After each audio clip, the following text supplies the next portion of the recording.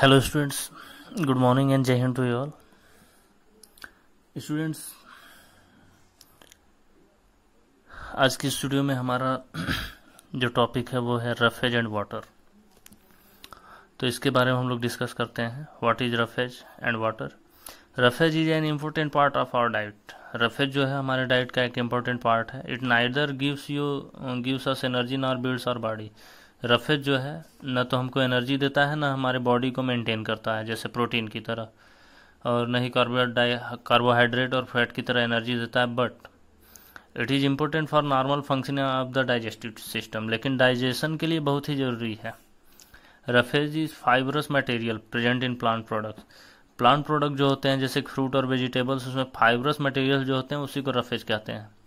It is an indigestible plant carbohydrate, और ये जो होता है वो डाइजेस्टिबल नहीं होता है, डाइजेस्ट हो ही नहीं सकता, जिसको हम लोग सेलुलोज बोलते हैं। ऐसे कार्बोहाइड्रेट जो डाइजेस्ट नहीं हो पाते हैं उनको हम लोग सेलुलोज बोलते हैं। और ये रफेज जो है वो भी यही है, पार्ट है, ये डाइजेस्ट कभी नहीं हो सकता। The cell walls of the plants are made up of cellulose. Plant के जो सेल वॉल्स होते हैं वो सेलुलोज से बने होते हैं। Thus when we eat fruits, vegetables and other plant material, तो जब हम लोग ये फ्रूट, वेजिटेबल्स या फिर दूसरे प्लांट मटेरियल खाते हैं, we consume a large quantity of cellulose, और तो हम लोग बहुत ज़्यादा मात्रा में सेलुलोज खा लेते हैं। और there are no enzymes to digest cellulose, और ऐसा कोई भी एंजाइम नहीं है जो सेलुलोज को डाइजेस्ट कर सके, और इसलिए सेलुलोज जो होता है अनडाइजेस्टेड रहता है। अब रफेज का फंक्शन क्या है ये हम लोग समझने की कोशिश करते हैं। तो स्टूडेंट्स,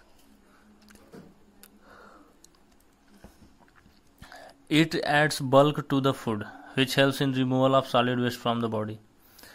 तो रफेज जो होता है फूड में बल्क ऐड कर देता है, जिससे कि जो सॉलिड वेस्ट है बॉडी में वो पूरा रिमूव हो जाता है। The sources of roughage in our food are salad. तो रफेज के जो सोर्स हैं, रफेज कैसे मिलता है? सलाद से मिलता है, सब्जियों से मिलता है, और फ्रूट्स विथ स्किन, जो छिलके के साथ फल होते हैं उससे भी मिलता है। Roughage prevents constipation and ensures proper bowel movement. तो रफेज की वजह से हम लोगों का जो पेट की बीमारियां हैं वो सब जो है वो सारी की सारी समाप्त हो जाती हैं। तो हम लोगों को प्रॉपर मात्रा में, प्रॉपर अमाउंट में रफेज लेना जरूरी है। अब water is required for good health of our body. हमारी बॉडी की गुड हेल्थ के लिए वाटर बहुत ही ज़रूरी है। It is present in cell protoplasm, और जो सेल का प्रोटोप्लाज्म होता है उसमें वाटर प्रेजेंट होता है। Blood plasma and fluid present in tissues. इसके अलावा ब्लड प्लाज्मा में और फ्लूइड में भी वाटर प्रेजेंट होता है। In fact about 2/3 of man's body, हमारी बॉडी का 2/3 वेट जो होता है वो वाटर ही है। Hence you should drink 5 to 8 glasses of water daily. इसलिए हम लोगों को डेली कम से कम 5 से 8 ग्लास पानी पीना चाहिए। इसके अलावा जूस, फ्रूट और वेजिटेबल, इन सब में भी वाटर प्रेजेंट होता है, तो इसको भी हम लोगों को खाना चाहिए। Now students, water plays an important role in large number of process. और वाटर का बहुत सारा रोल है इन सारे प्रोसेस में, जैसे digestion, transporting of nutrients and helps in regulation of body temperature. तो वाटर जो है डाइजेशन में हेल्प करता है, न्यूट्रिएंट्स के ट्रांसपोर्टेशन में हेल्प करता है।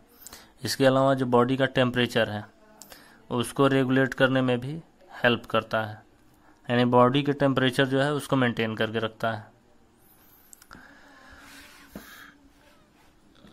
ना स्टूडेंट्स, अब नेक्स्ट टॉपिक जो हम लोगों का है वो है बैलेंस्ड डाइट। बैलेंस्ड डाइट क्या होता है वो समझते हैं। A diet that contains all the essential nutrients of proper quantity in proper quantity is called balanced diet. एक ऐसा डाइट जिसमें सारे जो है आवश्यक न्यूट्रिएंट्स जो है वो प्रॉपर मात्रा में होते हैं, उनको बैलेंस्ड डाइट कहते हैं।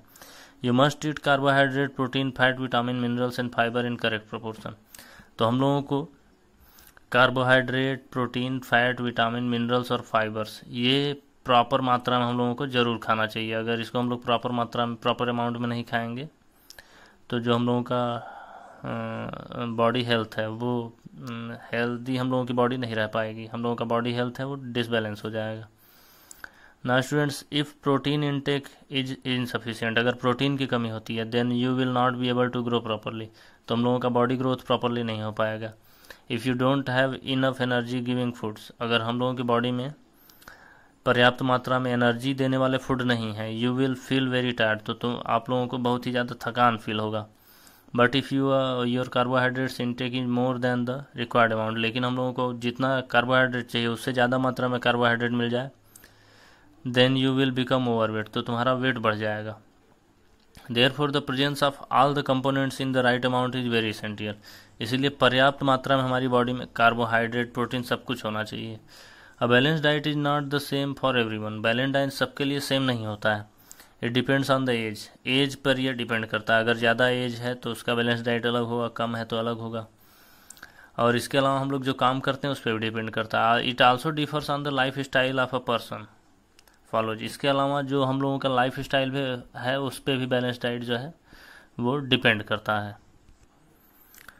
नाउ स्टूडेंट्स, अ पर्सन में require more energy if he is doing hard physical work, एक आदमी अगर बहुत ज़्यादा फिजिकल वर्क कर रहा है तो उसको बहुत ही ज़्यादा एनर्जी की ज़रूरत है। Whereas a person requires less energy if he is doing only sedentary work, तो ऐसा आदमी जो केवल बैठ करके लिखने पढ़ने का केवल काम कर रहा है, डेस्क वर्क कर रहा है, तो ऐसे लोगों को कम एनर्जी की ज़रूरत होती है।